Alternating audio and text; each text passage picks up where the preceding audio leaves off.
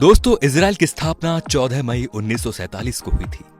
लंबे समय के संघर्ष के बाद यहूदी को ब्रिटेन से आजादी मिली थी और नए सौराष्ट्र की स्थापना हुई और इसे इजराइल नाम दिया गया। ये दुनिया का एकमात्र यहूदी देश है। इस देश की सबसे खास बात यह भी है कि पूरी दुनिया में अगर किसी यहूदी बच्चे का जन्म होता है तो उस बच्चे को इजराइल की नागरिकता मिल जाती है और वो जब चाहे तब इजराइल में रह सकता है। इजराइल की राष्ट्रभाषा हिब्रू है। लोगों को इस भाषा को बोलते शर्म आती है। यह दुनिया का एकमात्र यहूदी देश है, परंतु इस भाषा का अंत मध्यकाल में हो गया था। इस भाषा को सीखने वाला भी अब कोई नहीं बचा। और जब इजराइल की स्थापना हुई दोस्तों, तो इस देश के यहूदियों ने इस भाषा को पुनर्जीवित कर दिया था और उसको वहां की आधिकारिक भाषा भी बना दिया। 2000 के आंकड़ों के अनुसार यहाँ की जनसंख्या 92 लाख के आसपास है। देखा जाए तो ये दिल्ली और मुंबई से बहुत कम है। क्षेत्रफल में केरल से भी छोटा है। इजराइल एकमात्र ऐसा देश है जहां प्रत्येक नागरिक को मिलिट्री ट्रेनिंग लेना बहुत जरूरी है, फिर वो राष्ट्रपति का बेटा ही क्यों ना हो। उसे कुछ समय के लिए सेना में काम करना अनिवार्य है। वो पुरुष हो या स्त्री, दोनों को जरूरी है। 15 साल से बच्चों की आर्मी ट्रेनिंग शुरू हो जाती है।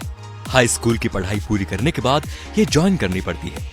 नियम के अनुसार लड़के को 3 और लड़की को 2 साल काम करना पड़ता है। इजराइल लोकतांत्रिक देश है, फिर भी वहां भारत और ब्रिटेन की तरह लिखित संविधान नहीं है। वो परंपरा और देशवासियों के हिसाब से नियम और कानून बनाते रहते हैं। इजराइल में साइकिल चलाने के लिए भी लाइसेंस बनाना पड़ता है। ये दुनिया के 9 देशों में से एक है जिनके पास परमाणु और सैटेलाइट सिस्टम है। इजराइल की वायुसेना दुनिया के 4 नंबर पर आती है और बहुत ही शक्तिशाली है। और ये दुनिया का एकमात्र ऐसा देश है कि अगर यहाँ पर कोई भी मिसाइल भेजता है तो वो मिसाइल यहाँ पहुंचने से पहले ही नष्ट हो जाती है। विज्ञान के मामले में भी ये सबसे आगे है। मोटोरोला ने अपना पहला मोबाइल फोन इजराइल में ही बनाया था। माइक्रोसॉफ्ट के लिए पहला पेटीएम जीपैड यहीं बनाया गया था। वॉइस मेल भी यहीं विकसित की गई। वैज्ञानिक अल्बर्ट आइंस्टाइन भी यहूदी थे। उनको इजराइल का राष्ट्रपति बनने का ऑफर भी दिया गया था, लेकिन उन्होंने मना कर दिया कि वो राजनीति के लिए नहीं बने। फेसबुक के संस्थापक भी यहूदी हैं। आजादी के समय ना यहाँ खेती की जाती थी और ना ही पानी का स्रोत था। फिर टेक्नोलॉजी के चलते चलते आज के समय में 99 खाद्य पदार्थ खुद पैदा करता है। इसके अलावा समुद्र के पानी को पीने और दूसरे काम में प्रयोग भी करता है। यहाँ पर 40 बुक स्टोर है क्योंकि यहाँ सरकार किताबें पुख्ता करवाती है।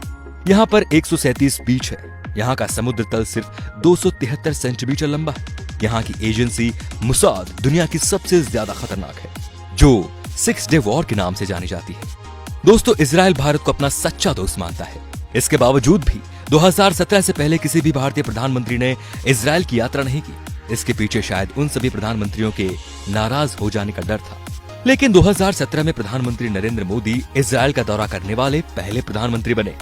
उनके इस दौरे ने भारत और इजराइल की दोस्ती को और गहरा मजबूत कर दिया। दोस्तों, 2014 से पहले जब हमारे देश में कोई आतंकवादी हमला होता था तब उसकी कड़ी निंदा की जाती थी, जबकि 1948 से ही इजराइल का एक ही मूल मंत्र रहा है कि अगर किसी देश ने हमारे देश के एक नागरिक को मारा तो हम उसके देश में घुसकर उसके 1000 नागरिक को मारेंगे। और फिर उन्होंने ये करके भी बताया। तो दोस्तों, इजराइल से सिर्फ 1 साल पहले हमारा देश आजाद हुआ था, लेकिन विकास के मामले में आज हम कहाँ हैं और इजराइल कहाँ है, ये सब आपको पता है। तो आप सभी को भी इजरायली नागरिकों से यही सीख लेनी चाहिए और अपने देश की तरक्की में पूरा योगदान करना चाहिए। धन्यवाद।